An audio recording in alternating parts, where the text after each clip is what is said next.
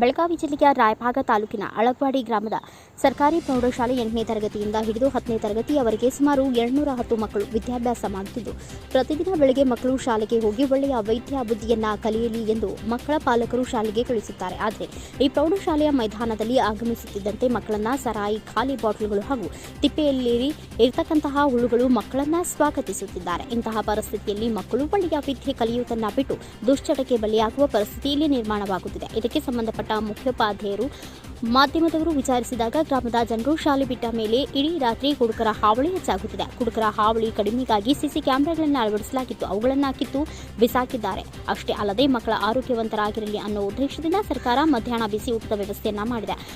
ಅಡುಗೆಯಲ್ಲಿ ಕಾಂಪೌಂಡ್ ಪಕ್ಕದಲ್ಲಿರುವ ತಿಪ್ಪೆಗಳಲ್ಲಿನ ನೊಣಗಳು, ಹುಳುಗಳು ಅಡುಗೆಯಲ್ಲಿ ಬಂದು ಬಿದ್ದು ಹಾಳಾಗುತ್ತಿದೆ. ಹೀಗಾಗಿ ಮಕ್ಕಳ ಆರೋಗ್ಯದ ಮೇಲೆ ದುಷ್ಪರಿಣಾಮ ಬೀರುತ್ತದೆ ಎಂದು ಅಲ್ಲಿಯ ಮುಖ್ಯೋಪಾಧ್ಯಾಯರು ಮಾಹಿತಿ ನೀಡಿದರು.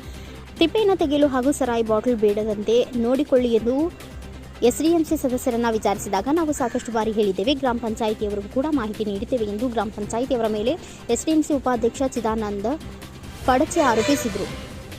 ಗ್ರಾಮ ಪಂಚಾಯಿತಿ ಅಭಿವೃದ್ಧಿ ಅಧಿಕಾರಿಗಳನ್ನು ಸರ್ಕಾರಿ ಪ್ರೌಢಶಾಲೆಯ ಮೈದಾನದ ಹೊರಗಡೆ ಇರುವ ತಿಪ್ಪೆಗಳನ್ನು ತೆರವುಗೊಳಿಸುವಂತೆ ಪ್ರೌಢಶಾಲೆಯಿಂದ ಹಲವಾರು ಬಾರಿ ಮನವಿ ಮಾಡಿಕೊಂಡಿರುತ್ತಾರೆ. ತಾವು ಏನು ಕ್ರಮ ಕೈಗೊಂಡಿದ್ದೀರಿ ಎಂದು ಮಾಧ್ಯಮದವರು ಪ್ರಶ್ನೆ ಮಾಡಿದಾಗ ನಾವು ಅಲ್ಲಿ ತಿಪ್ಪೆಯನ್ನು ಹಾಕಿದವರಿಗೆ ನೋಟಿಸ್ ನೀಡುತ್ತೇವೆ. ನೋಟಿಸ್ ನೀಡಿದ ಬಳಿಕ ಸೇರುವ ನಾವು ಪಂಚಾಯಿತಿ ವತಿಯಿಂದ ತೆರವುಗೊಳಿಸುತ್ತೇವೆ ಎಂದು ಗ್ರಾಮ ಪಂಚಾಯತ್ ಅಭಿವೃದ್ಧಿ ಅಧಿಕಾರಿ ಮಂಜುನಾಥ ದಳವಾಯಿ ಭರವಸೆ ನೀಡಿದರು. ಈಗ ಅದಕ್ಕೆ ಅಲ್ಲಿ ಯಜ್ಞ ಪ್ರಕಾರ ಕಾರಣ ಏನು ಅಂತ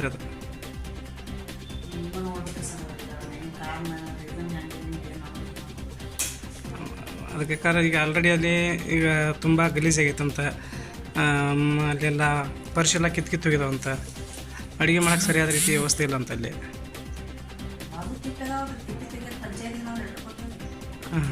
ಪಂಚಾಯತಿಯವರು ನೀವು ತಿಪ್ಪೆ ತೆಗೆಸ್ರಿ ಅಂತ ಲೆಟ್ರ್ ಕೊಟ್ಟಿರಿ.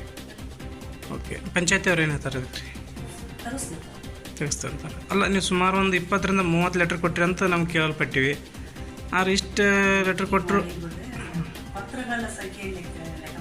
ಹಾಂ ಹಾಂ ಹೌದು ರೀ. ಅಲ್ಲ, ಇಷ್ಟೆಲ್ಲ ನೀವು ಲೆಟ್ರ್ ಕೊಟ್ಟರು ಪಂಚಾಯತಿಯವ್ರು ಇದಕ್ಕೆ ಯಾಕೆ ನಿರ್ಲಕ್ಷ್ಯತೆ ತೋರ್ತಾರಂತ? ಓಕೆ ಓಕೆ ರೀ. ಅಲ್ಲ, ಈಗ ಮತ್ತೆ ಅದು ಶಾಲೆಗೆ ಅಡುಗೆ ಕೋಣೆ ಕಿಟಕಿ ಏನೋ ದನಗಳು ಕಟ್ತಾ ಇದ್ದಾರಂತಲ್ಲ ಅಲ್ರಿ?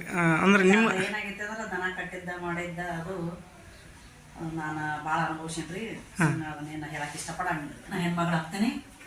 ಇಲ್ಲ, ವಿಷಯ ಏನಂತ ಮಾಡಿ ಬಂದು ಗದ್ದು ಭಾಳ ಆಗೈತ್ರಿ ಇಲ್ಲೇ. ದಯಮಾಡಿ ನಾವೇನು ಹೇಳಕ್ಕೆ ಇಷ್ಟಪಡಂಗಿಲ್ಲ. ಓಕೆ. ಈಗ ಅಲ್ಲಿ ಕೋಣೆ ಬಿಟ್ಟು ಬೇರೆ ಕಡೆ ಪರ್ಯಾಯ ವ್ಯವಸ್ಥೆ ಮಾಡ್ಕೊಂಡಿದ್ರಿ ಈಗ ಅಡುಗೆ ಮಾಡೋಕ್ಕೆ? Class room. ಈ ಕ್ಲಾಸ್ ರೂಮ್ನಾಗ ಹಾಕೊಂಡ್ರೆ ಪಾಪ ಈಗ ಮತ್ತೆ ಕ್ಲಾಸ್ನಾಗ ಎಕ್ಸ್ಟ್ರಾ ಕ್ಲಾಸ್ ರೂಮ್ ಅದಾವ. ಓಕೆ, ತಾವು ಹೆಡ್ ಮಾಸ್ಟರ್ ರೀ?